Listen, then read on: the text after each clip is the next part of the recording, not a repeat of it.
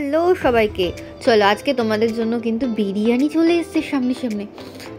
দেখে আমার এখনই আবার খেতে ইচ্ছা করছিল। যাই হোক, ফার্স্টে তেল গরম করে নেবে কড়াইতে, সাথে একটু ঘি দিয়ে গোটা গরম মশলা ছেড়ে দেবে, তার মধ্যেই কোচানো পেঁয়াজ দিয়ে ভালো করে নাড়াচাড়া করার পরে আদা রসুন বাটা, দেন তারপরেই হচ্ছে কাঁচা লঙ্কা পেস্ট দিয়ে ভালো করে নাড়িয়ে চাড়িয়ে নিয়ে কি করবে, কাশ্মীরি রেড চিলি পাউডার দেবে, আবার কি সাথে একটু জল দিয়ে ভালো করে নাড়াচাড়া করানোর পরে উপর থেকে এই ফ্যাটটা তোমরা তুলে রাখবে। সেটা কী কাজে লাগবে পরে বলবো। দেন তারপরে মাংসটা দিয়ে দেবে, একটু জল দিয়ে নাড়াচাড়া করবে, তারপরে দিয়ে দেবে টমেটো বাটা। টমেটো ভালো করে কষানো হয়ে যাওয়ার পরে টক দই আর সাথে একটুখানি বিরিয়ানি মশলাও কিন্তু তোমরা এর সাথে অ্যাড করবে।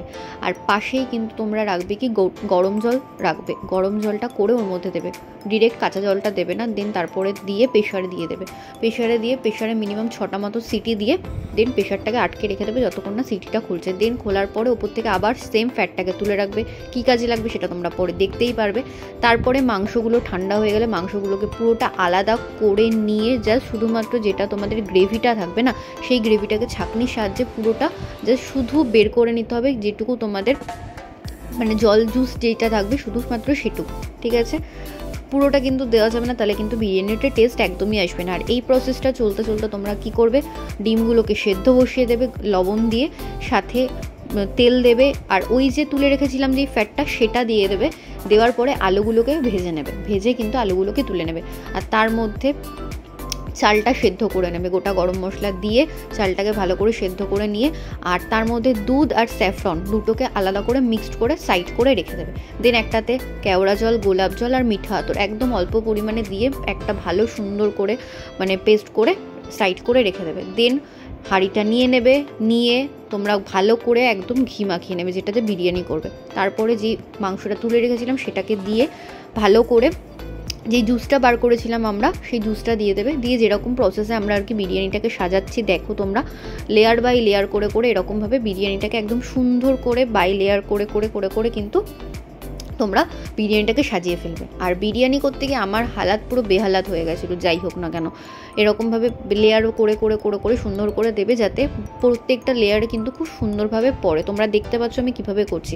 আর তার মধ্যে একদম শেষেই কিন্তু একবারই দেবে ওই গোলাপ জল কেওড়া জল যেটা মিক্স করে রাখা ছিল সেটা। কোনোটার পরিমাণ বেশি তোমরা দেবে না, দিলে কিন্তু একটা ফ্লেভার এক্সট্রা পাবে, সেটা কিন্তু খেতে একদমই ভালো লাগে না। যাই হোক, তার উপরে একটু বিরিয়ানি মশলাও কিন্তু তোমরা 2-3টে লেয়ারে একটা একটা করে দেবে, প্রত্যেকটা লেয়ারে দেবে না। আর ওপর থেকে একটু ঘিও ছড়িয়ে দেবে।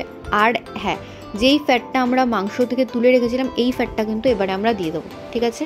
দিয়ে দেওয়ার পরে আবার ওপর থেকে লেয়ার করে আর দুধ দিয়ে স্যাফরন যেটা করে রেখেছিলাম, কালারটা দেখেছো কি সুন্দর এসছে, ভালো করে দিয়ে দেবে। স্যাফরন যত সুন্দর হবে কালার কিন্তু ততই ভালো আসবে।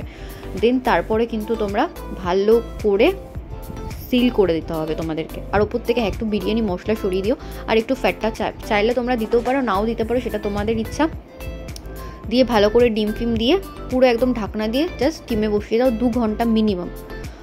খোলার সাথে সাথে এত সুন্দর গন্ধ হয়ে বেরিয়েছিল না, তোমাদেরকে কি বলবো। দেখো জাস্ট কালারটা, তোমরা দেখো কালারটা মারাত্মক ছিল। সেদিনকে সত্যি খেতে খুবই সুন্দর হয়েছিল বিরিয়ানিটা, মানে সবাই তো বলেইছে, বাহবা দিয়েছে আমাকে, এত সুন্দর বিরিয়ানি আমি করেছিলাম।